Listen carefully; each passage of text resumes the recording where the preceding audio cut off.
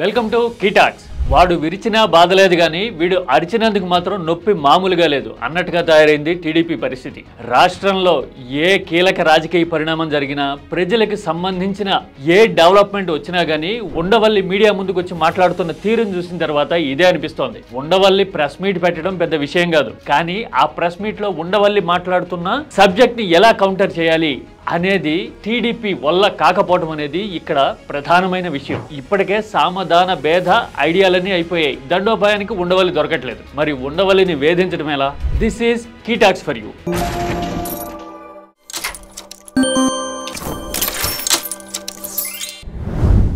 ఉండవల్లి రాజకీయాల్లో క్రియాశీలకంగా లేని రాజకీయ నేత, ప్రాక్టీస్ చేయడం లేదు కానీ అప్ టు డేట్ గా ఉండే లాయర్, చరిత్ర సంస్కృతి అన్నిటికీ మించి సొసైటీని చదివిన ఇంటలెక్చువల్.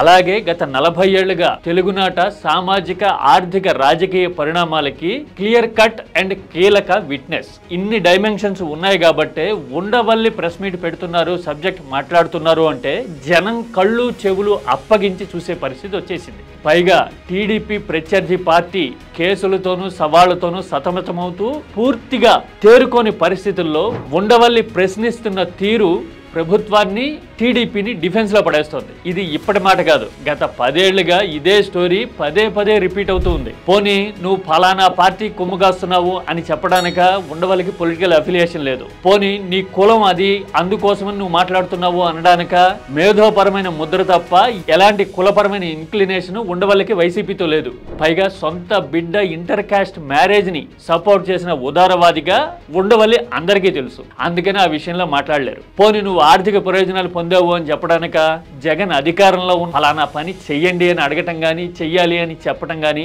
జరిగిన దాఖలా లేనే లేదు. పోనీ వాచాలత్వం ఉందా? రాజద్రోహం ఎరీనాలోకి వచ్చేందుకు అంటే లేదు. వాగ్దాటి మాత్రమే ఉంది. అది కూడా క్రానాలజీ ఉంటుంది, లా ఉంటుంది, లాజిక్ ఉంటుంది.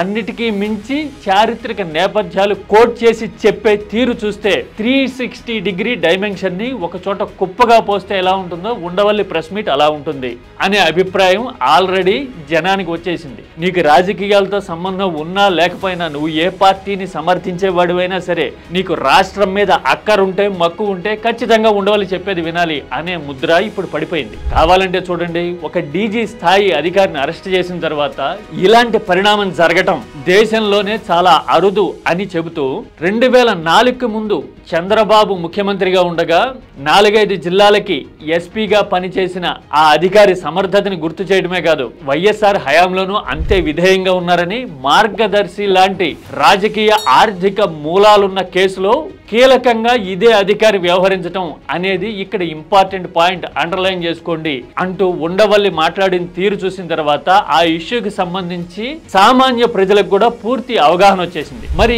ఇలాంటప్పుడు ఎలిగేషన్స్ చేయడానికి లేదు, పోనీ కౌంటర్ చేద్దామా అంటే అదే స్థాయి వాగ్దాటి కానీ, ఇంటలెక్చువాలిటీ కానీ, ఇంత మెనీ సైడెడ్ పర్సనాలిటీ కానీ టీడీపీకి ఇప్పుడున్న ప్రభుత్వానికి దొరకటం లేదు. అందుకోసమని ఉండవల్లిదే ప్రతిసారి పైచేయి అవుతుంది. ఆయుధం పట్టను, యుద్ధం చేయను అంటూనే గెలిపోవటంని డిసైడ్ చేయడం పురాణాల్లో చదివి ఉంటాం. అలాగే ఏ కీలక పరిణామం జరిగినా అసలు మొగ్గు ఎటు ఉంది అనే విషయాన్ని ఉండవల్లి చెబుతున్న తీరు కూడా ఇలాగే ఉంటుంది. ఎందుకంటే నేరుగా రాజకీయ పరమైన పార్టిసిపేషన్ లేదు, ఏ విషయంలోనూ లబ్ధిదారుడు కాదు. మరి అలాంటప్పుడు ఉండవల్లిని కౌంటర్ చేయడం, కార్నర్ చేయడం ఎలా? పివి నరసింహారావు హయాం నుంచి ఇప్పటి వరకు గత 40 ఏళ్ల చరిత్రని క్రోడీకరించి ప్రత్యర్థి భావజాలాన్ని ఓడించడంలో ఉండవల్లికి పోటీ లేకుండా పోయింది. ఇంత చెప్పాం సరే, కానీ ఉండవల్లిని వేధించడం ఎలా? దీనికి సమాధానం తెలియకే 10 ఏళ్లుగా ఒక భావజాలాన్ని నమ్మేవాళ్ళు, ఒక పార్టీ నరకయాతన పడుతూ ఉన్నారు.